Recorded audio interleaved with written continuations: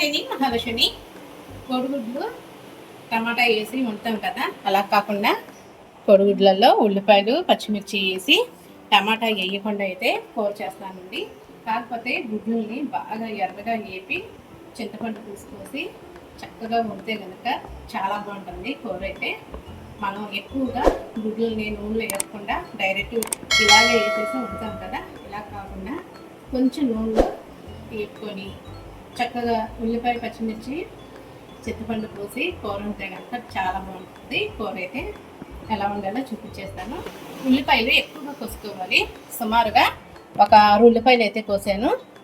పచ్చిమిర్చి 3, ఉల్లిపాయలు కొద్దిగా ఎక్కువగానే పడుతుంది. గుడ్లు నూనెలో బాగా వేగాలంటే కొంచెం పసుపు వేసి గుడ్లకి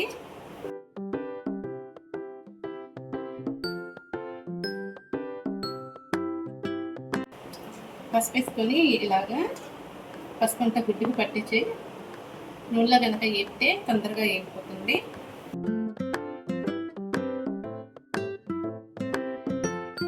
ప్రతి గుడ్డుకి ఇలాగే పసుపు రాసుకోండి.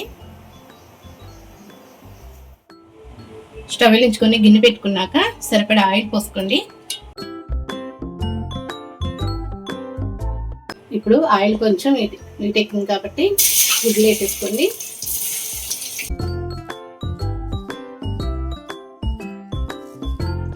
మూత పెట్టేసుకొని మంట మిడిల్లో పెట్టుకుందాం. ఈ విధంగా వేస్తే సరిపోతుంది. నూనెలో తీసేసుకోవటమే పక్కకి.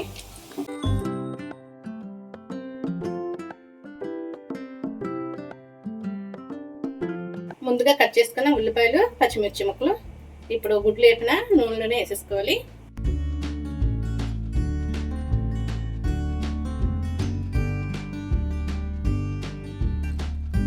కూరకు సరిపడా ఉప్పు, అలాగే కొంచెం పసుపు. బాగా మగ్గాలి ఉల్లిపాయలు.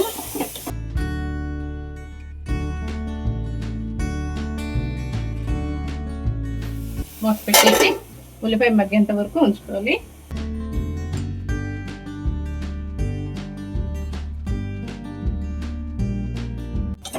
ఉల్లిపాయలు చక్కగా మగ్గిపోయిందండి. చూసారా, ఈ విధంగా మగ్గాలి. ఇప్పుడు కారం వేసేసుకుందాం. కూరకు సరిపడా కారం వేయండి.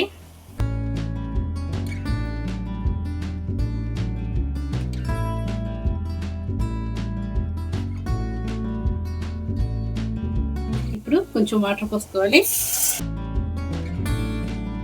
ఇలాగా గుడ్డుకి ఘాట్లు పెట్టుకుంటే ఈ ఘాట్లలో నుంచి చక్కగా పులుసు వెళ్ళి బాగుంటుంది.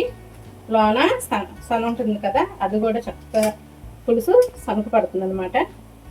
ఇలాగ అన్ని ఘాట్లు పెట్టుకొని పులుసులో వేసేసుకోండి.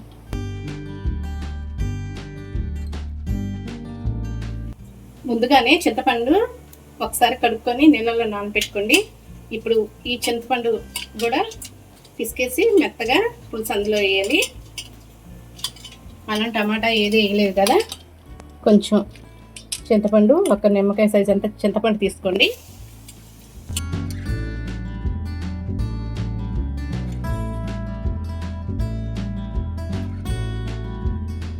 ఇప్పుడు కొంచెం కరివేపాకు వేసుకోండి.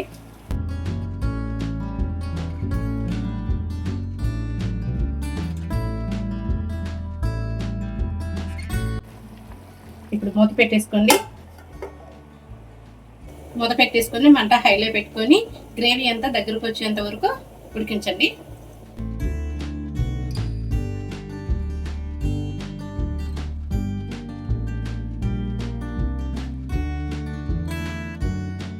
కూర అయితే ఉడికిపోయిందండి. ఇప్పుడు చివరగా మసాలా వేసుకోవాలి.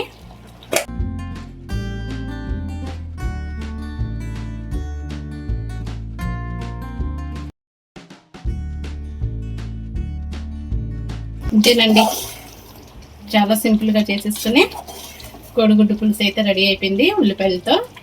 చూసారా కూర ఎలా ఉందో, బాగుంటుంది కూర మాత్రం. చక్కగా అప్పుడప్పుడు నూనెలో గుడ్డుని వేపుకొని చక్కగా చింతపండు పులుసు పోసుకొని వండుకుంటే కనుక కూర చాలా బాగుంటుంది. మీరు కూడా ఒకసారి ట్రై చేయండి. వీడియో నచ్చితే లైక్ చేయండి. దీన్ని చపాతీలో కూడా తినొచ్చు, రైస్లో అయినా చపాతీలో అయినా బాగుంటుంది.